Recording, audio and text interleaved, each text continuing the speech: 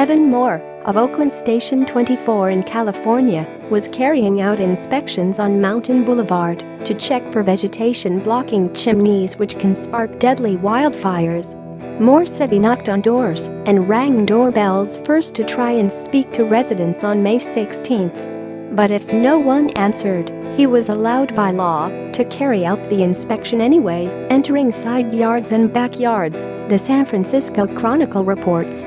But while doing his job, despite being in uniform and with his fire truck parked on the street, he appears to have been racially profiled, and several residents contacted the authorities to report him. Firefighter Megan Bryan said she was an acting officer that day and had picked up a call from a 911 emergency dispatcher who wanted to confirm they were definitely doing vegetation inspections after a resident got in touch. "I knew that he was the one on that street," Bryan said, adding the call made her extremely frustrated, adding that no one had ever called the police on her or her white colleagues as she tried to do her job.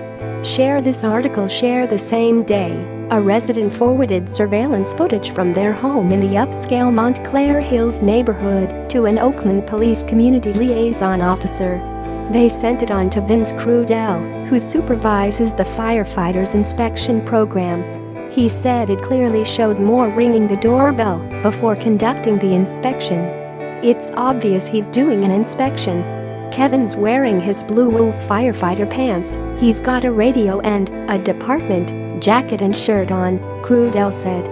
"It's unfortunate that somebody would mistake an Oakland firefighter, a professional who would go into harm's way every day to protect citizens, as someone who was there for criminal intent."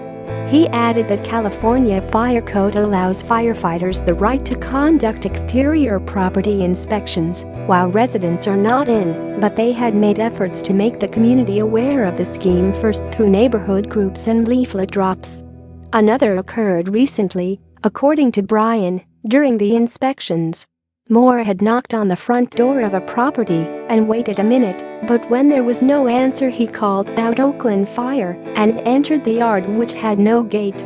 He was noting the potential hazards when he turned around and found the occupier on the front steps of the house, recording him on their cell phone. The resident demanded to know what the firefighter was doing in his yard. "We're here doing our annual vegetation inspection," replied Moore, who was once honored as part of a group of firefighters in 2008 for bravery and heroism for jumping into a ravine to save a 10-month-old baby flung from a car when it overturned. Then he asks for ID. "I say no problem." He takes a picture of my ID and says I need to get a different one. "I've had that ID for years. It's kind of dark, and I'm more of a dark-skinned black guy, but you can still see me." Moore told him if he was worried, he could simply check the big red fire engine parked out on the street.